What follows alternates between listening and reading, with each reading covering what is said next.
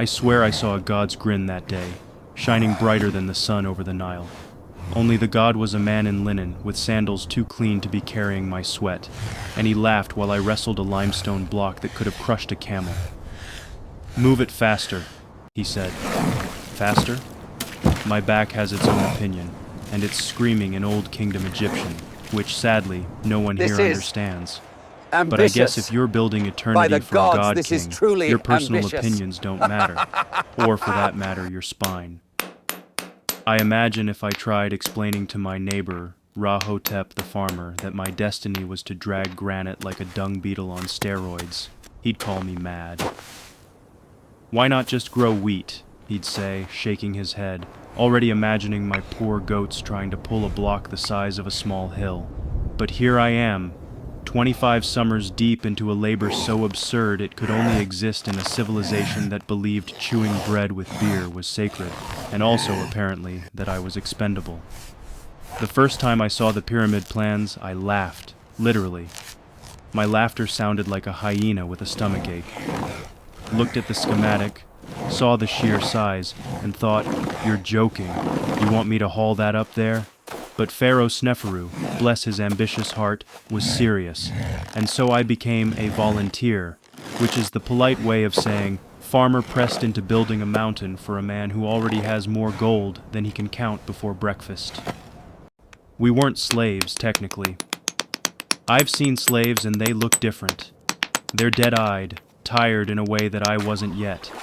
We were farmers, conscripted seasonally when the Nile flooded and our fields drowned in glory or mud, whichever you prefer. So yes, I gave up my wheat, my goats, and my Sunday nap to move stones for a king who would never know my name. But if I didn't, well, let's just say a certain reed boat ride to the afterlife sounded less appealing than building a stone ladder to nowhere. Drag, lift, scream, repeat.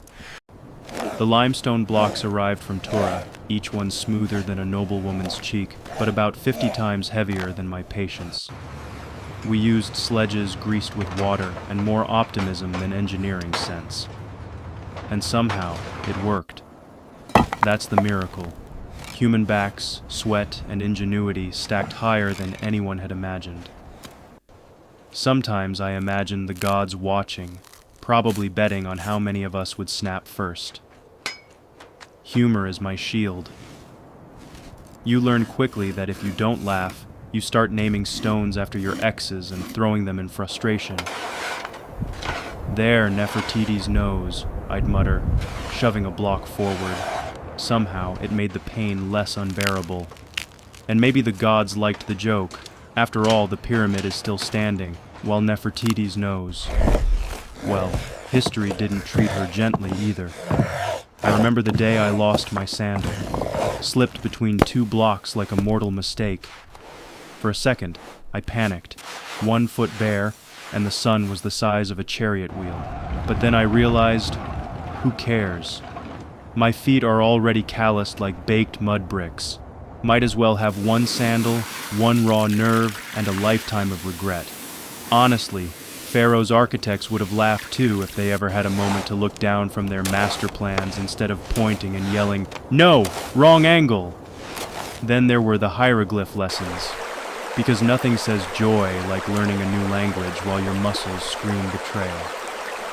I had to carve symbols into stone tablets about how much stone I moved, probably so future generations could judge how obedient and strong I was.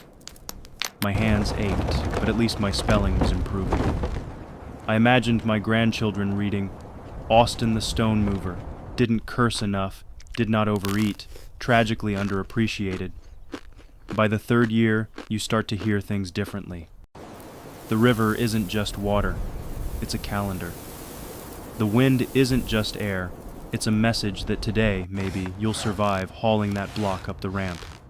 You become obsessed with angles, friction, and whether your neighbor is exaggerating about who carried the heaviest stone. Life shrinks to the rhythm of sand against wood, limestone against rope, and occasional, bitterly needed bread. Oh, the bread. Blessed barley loaves that taste like sunlight in your mouth because you're too hungry to taste anything else. But here's the thing. As absurd as it was, there's a rhythm to it. The pyramid grows. You see your labor stack higher than the horizon, and suddenly, that granite slab isn't just a stone, it's proof that humans can cheat time.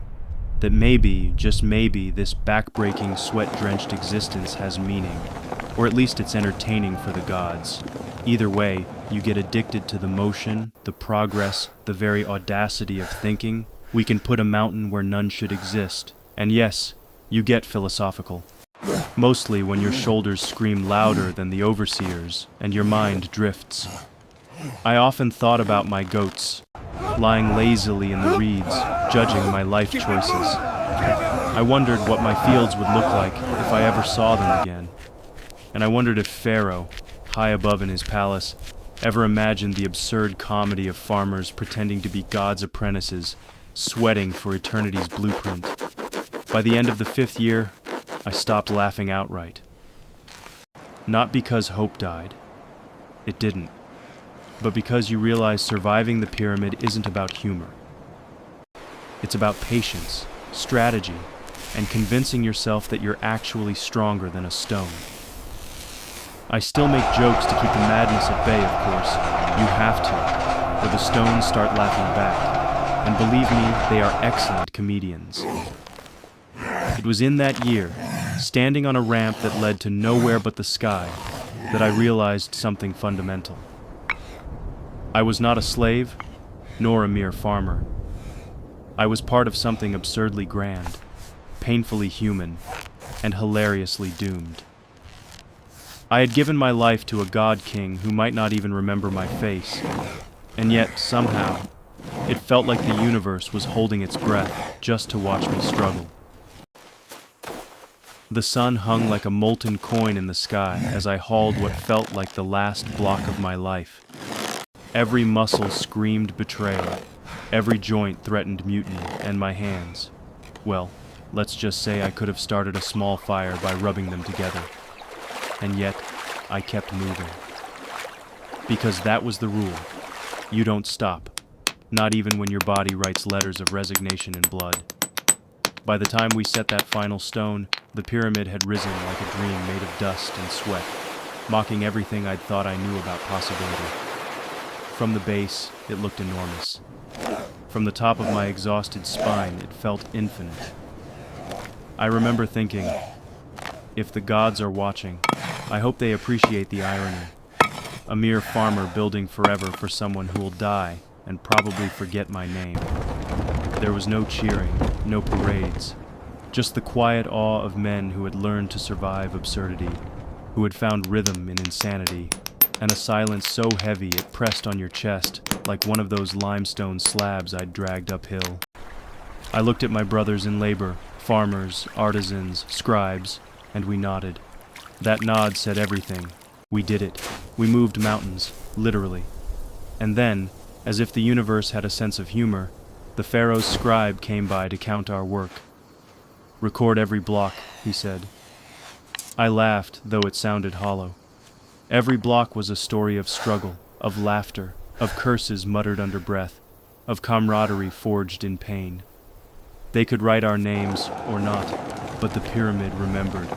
The stones remembered, and sometimes, late at night, I swear I hear them chuckle, still mocking us, still alive in a way humans rarely are.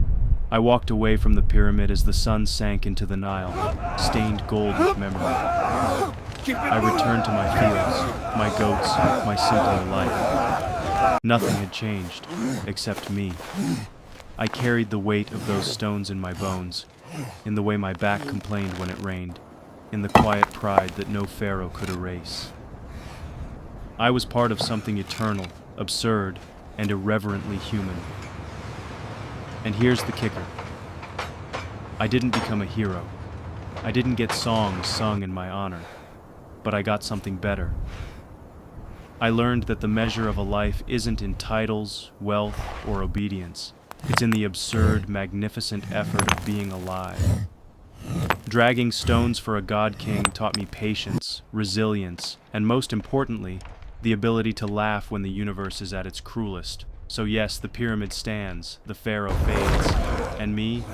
I walk in the shadow of greatness, smiling at the joke only we, the ones who actually carry it, truly understand.